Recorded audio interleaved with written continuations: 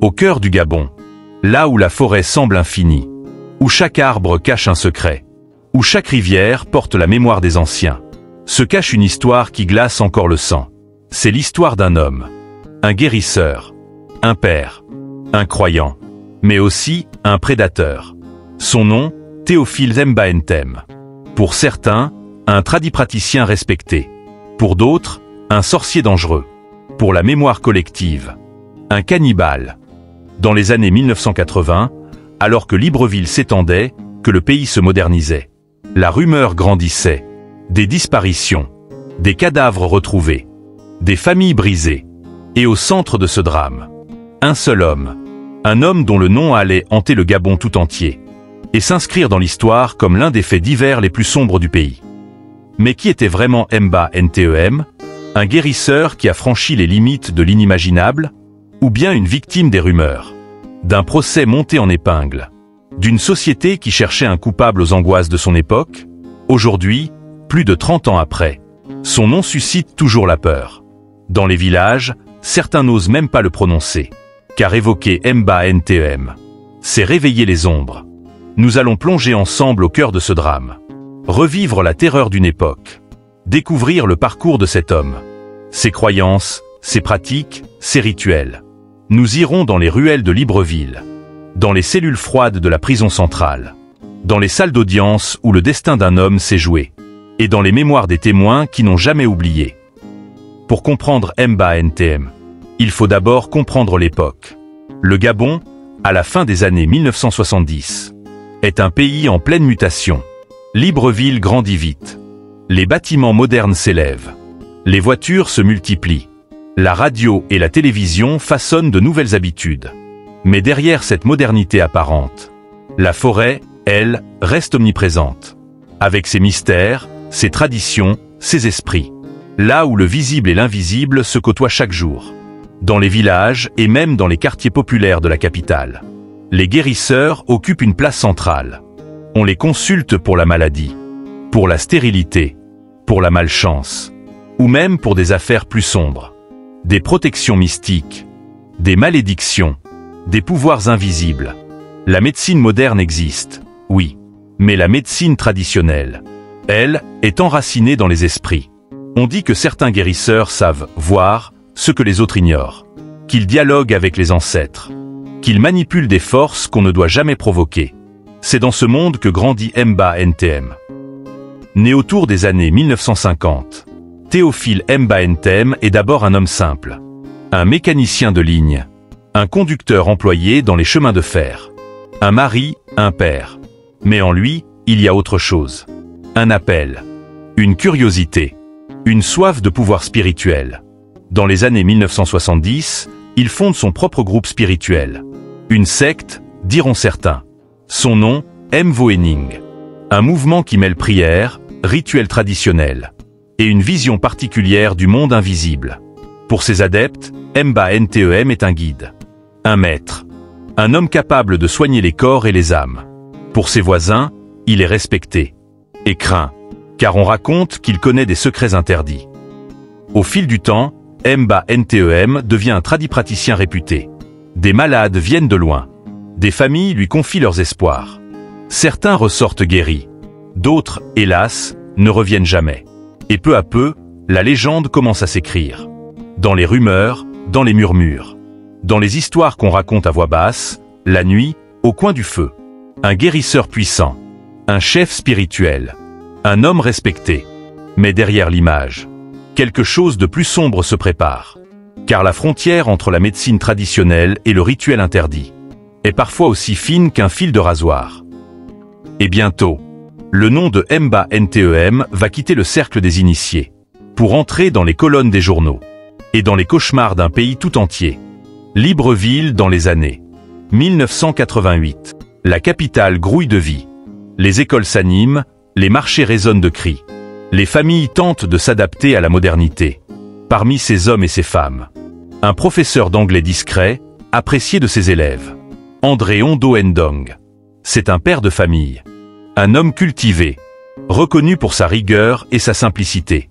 Mais derrière ses lunettes et ses cahiers, il porte un fardeau invisible. La maladie. Depuis des mois, il souffre.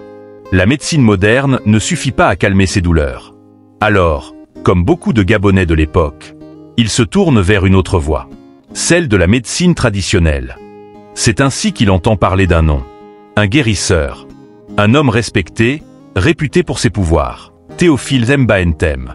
Les voisins le conseillent. Certains disent « Va le voir, il soigne là où les autres échouent ».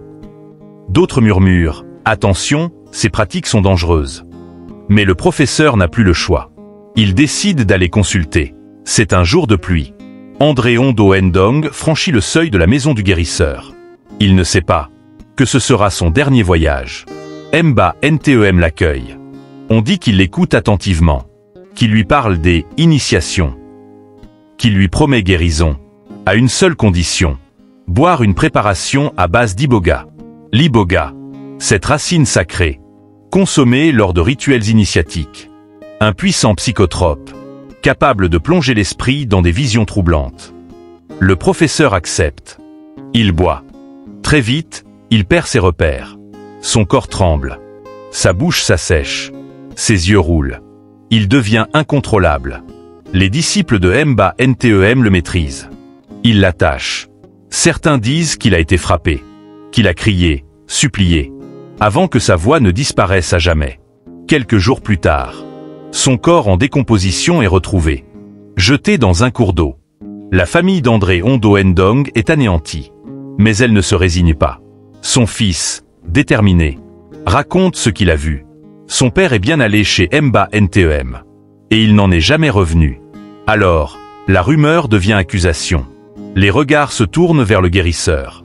La peur s'installe dans Libreville. Car si un professeur respectable a pu disparaître ainsi, qui sera le prochain? C'est le début d'une affaire qui va secouer tout un pays. Une affaire qui ne parle plus seulement de guérison, mais de mort. Et bientôt, d'anthropophagie. La mort d'André Ondo Ndong ne peut rester un mystère. Sa famille exige la vérité. Ses collègues d'école réclament justice. Et bientôt, la police s'en mêle. Les enquêteurs interrogent le voisinage. Un nom revient sans cesse. Un nom qui glace le sang. Les policiers se rendent chez le guérisseur. L'homme est calme, presque souriant. Il nie d'abord toute responsabilité. Mais dans son entourage, les langues commencent à se délier. Des disciples racontent ce qu'ils ont vu. Certains parlent d'un rituel, d'autres d'un sacrifice. Un fils du professeur affirme même avoir aperçu son père, ligoté, dans la maison du guérisseur. Peu à peu, le doute devient certitude. Les autorités n'ont plus le choix. M'ba Ntem est arrêté. Au commissariat, l'interrogatoire commence. Les policiers s'attendent à un simple déni. Mais ce qu'ils vont entendre dépasse l'entendement. M'ba Ntem parle. Et ces mots font frémir même les enquêteurs les plus aguerris. Il avouait. Oui, il a tué le professeur. Oui, il a utilisé son corps dans des rituels. Et pire encore, il avoue avoir consommé sa chair. Mais il ne s'arrête pas là.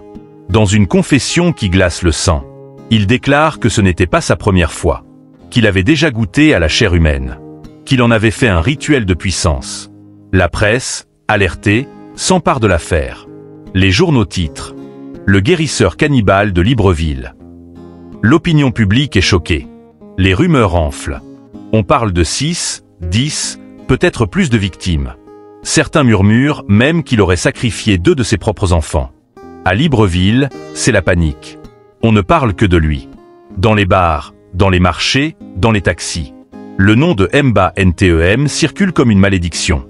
Pour certains, il est un monstre, un démon. Pour d'autres, il est l'incarnation du mal.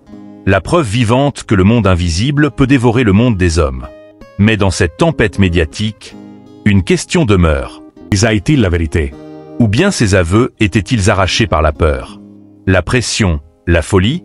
Quoi qu'il en soit, l'affaire était lancée. Et bientôt, c'est devant la justice gabonaise que le guérisseur cannibale allait devoir répondre de ses actes. Le 14 novembre 1989, tous les regards se tournent vers Libreville. La capitale est en ébullition. Un homme s'apprête à comparaître devant la justice. Le guérisseur. Le cannibale. L'homme qui fait trembler un pays entier. Le tribunal est bondé. Des journalistes, des curieux, des familles de victimes présumées. Certains veulent comprendre. D'autres veulent voir de leurs yeux le visage du monstre. Mbantem apparaît, encadré par des gendarmes. Son regard est calme, presque froid. Il ne semble pas troublé, comme si ce procès n'était qu'une formalité. Les charges sont lourdes. Meurtre, pratiques occultes interdites. Un dossier comme la justice gabonaise n'en avait jamais connu. Les témoins défilent. Un fils d'André Ondo Ndong témoigne. Il raconte ce qu'il a vu, ce qu'il a entendu. Il décrit son père ligoté et le rôle du guérisseur dans ses derniers instants. D'anciens disciples sont appelés à la barre. Certains parlent de rituels, d'autres hésitent. Puffulent, comme écrasés par le poids de leur révélation. La salle est glacée. Chaque mot résonne comme une malédiction. L'avocat de la défense tente de plaider l'innocence. Il parle de manipulation, de rumeurs grossies par la peur. Il insiste. Aucune preuve matérielle ne confirme l'anthropophagie. Seulement des témoignages. Seulement des rumeurs. Mais le peuple ne veut plus entendre. Dans les esprits, le verdict est déjà tombé. Pour l'opinion publique, Mbantem est coupable. Coupable de meurtre. Coupable d'avoir plongé une société entière dans la terreur. La condamnation est tombée. Mbantem est promis à la mort. Mais le temps, lui, ne s'arrête pas. Les années passent. Le Gabon change. Au début des années 2010, la peine capitale est officiellement abolie. Et avec elle, le sort de Mbantem bascule. Sa condamnation à mort est commuée, en peine de prison à vie. Derrière les murs froids de sa cellule, le guérisseur vit désormais dans l'ombre. Plus de pouvoir, plus de disciples, plus de rituels, seulement le silence et le souvenir. Pour les gardiens, Mbantem est un détenu particulier. Certains refusent de le croiser. D'autres murmurent qu'il possède encore des pouvoirs occultes. Même enfermé, il inspire autant de crainte que de pitié. Les rumeurs persistent. Certains disent qu'il parle seul, comme s'il conversait avec des esprits invisibles. D'autres affirment l'avoir vu, assis des heures entières, les yeux fixés sur le vide. Un homme consumé par son propre passé. Dans sa cellule, il attend. Attente sans fin. Attente sans horizon. Un homme autrefois craint par tout un peuple. Réduit à un prisonnier anonyme. Perdu dans les méandres du temps.